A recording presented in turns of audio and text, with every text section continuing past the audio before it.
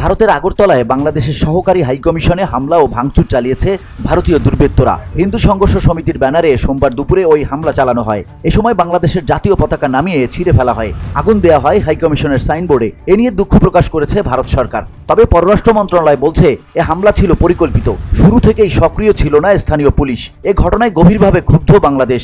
বর্তমান অবস্থা নিয়ে কথা বলেছেন সাবেক স্বরাষ্ট্র প্রতিমন্ত্রী তানজিম আহমেদ সোহেল তাজ। তিনি বলেন, কোনো প্রতিবেশী রাষ্ট্রের গোলামি করতে স্বাধীনতা অর্জন করিনি। মঙ্গলবার দুপুরে নিজের ভেরিফাইড ফেসবুক পেজে দেয়া এক স্ট্যাটাসে এমন মন্তব্য করেন তিনি। কোনো ধরনের সম্পাদনা ছাড়াই তার পোস্টটি হুবহু তুলে ধরা হলো। বিজয়ের মাস ডিসেম্বর, লক্ষ লক্ষ প্রাণীর বিনিময়ে একটি মহান মুক্তিযুদ্ধের মাধ্যমে আমরা আমাদের স্বাধীনতা অর্জন করেছি, কোনো বিদেশি বা প্রতিবেশী রাষ্ট্রের গোলামি করার জন্য না।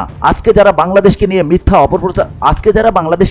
মিথ্যা অপপ্রচার চালাচ্ছে এবং আমাদের কূটনৈতিক মিশনের উপর হামলা চালাচ্ছেন, আপনাদেরকে বলবো এটা এখনই বন্ধ করেন। আমরা সবার সাথে সুসম্পর্ক চাই এবং সেটা হতে হবে আমাদের মর্যাদা সংরক্ষণ করে এবং সমতার ভিত্তিতে। আর সেটা যদি করতে না পারেন, তাহলে আমি বিশ্বাস করি বাংলাদেশের সকল মানুষ ঐক্যবদ্ধ হয়ে এই সকল ষড়যন্ত্র রুখে দিবে এবং আমাদের স্বাধীনতা সার্বভৌমত্ব রক্ষার স্বার্থে সব ত্যাগ করতে প্রস্তুত থাকবে। বিশেষ দ্রষ্টব্য লিখে সোহেল তাজ উল্লেখ করেছেন, আমাদের মহান মুক্তিযুদ্ধের নেতৃত্বদানকারী বাংলাদেশের প্রথম প্রধানমন্ত্রী তাজউদ্দিন আহমদ দেশ স্বাধীনের পর বলেছিলেন, বহু বছরের সংগ্রাম, ত্যাগ ও তিতিক্ষার বিনিময়ে আমরা আজ স্বাধীন বাংলাদেশের পত্তন করেছি। স্বাধীনতার জন্য যে মূল্য আমরা দিয়েছি তা কোনো বিদেশি রাষ্ট্রের উপরাষ্ট্র হবার জন্য নয়। পৃথিবীর বুকে স্বাধীন সার্বভৌম একটি শান্তিকামী দেশ হিসেবে রাষ্ট্র পরিবার গোষ্ঠীকে উপযুক্ত স্থান আমাদের প্রাপ্য।